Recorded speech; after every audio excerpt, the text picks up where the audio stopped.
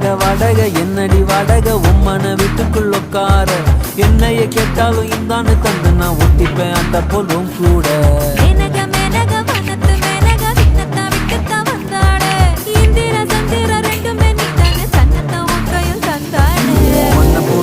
ஒன்ன எண்ணி நெஞ்சில் வச்சிருப்பேன் ரொம்ப பத்திரமா சின்ன சிரிப்புல என்ன வளைச்சிட்ட சித்தன வாசல் சித்திரமா